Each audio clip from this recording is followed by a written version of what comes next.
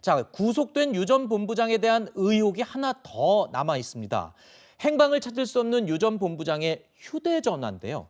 지난달 30일 자택 앞에서 기자들을 만나서 했던 유 전 본부장의 이야기 잠시 들어보시죠.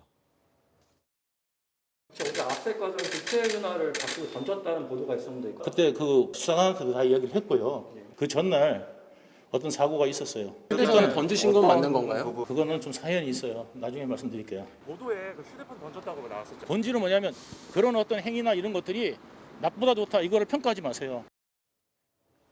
장 변호사님, 네. 지금 휴대전화 행방에 대해서 유 전 본부장의 말은 압수수색 당시부터 지금까지 계속 바뀌고 있습니다. 그렇습니다. 압수수색 당시에는 심지어 휴대전화를 버리고 이 굉장히 안 좋은 행동을 하려고 했다라는 말을 했다는 SBS 보도 내용으로 잠시 공개가 됐었고요. 근데 지금은 또 말이 달라지고 있습니다. 그냥 화가 나서 새로 산 휴대폰을 그냥 던진 거다. 뭐 이런 식으로 말이 바뀌고 있죠. 그렇습니다. 휴대전화에 대해서 휴대전화는 굉장히 중요한 압수물입니다. 증거고.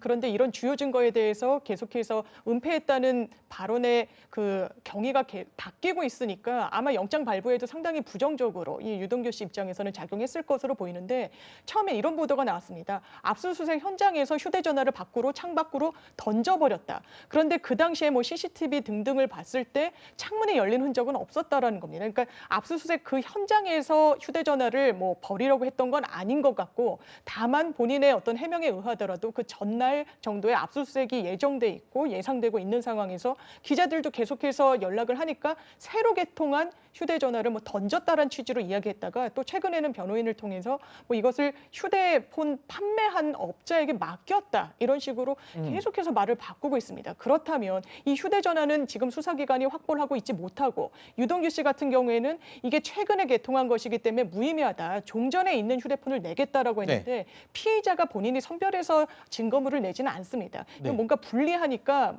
숨기고 있다라고 보는 게 좀 합리적인 의심일 것 같습니다. 그런데 지금 또 이 휴대전화를 버린 건 아니고 누군가에게 맡겼다라고는 얘기를 하는데 그 누군지는 또 밝힐 수 없다 이렇게 얘기를 하고 있는 상황인 거죠. 네, 그렇습니다. 그리고 뭐 예전에 쓰던 휴대전화에 대해서도 뭐 계속 검찰과 뭐 줄다리기를 하고 있는 것으로 보이고요. 결국 이런 부분들이 뭐 이 유동규라는 사람이 뭔가 휴대전화가 공개되었을 때 굉장히 구린 점을 갖고 있구나라고 하는 더욱 큰 국민적 의심을 사는 이유가 되고 있습니다. 네.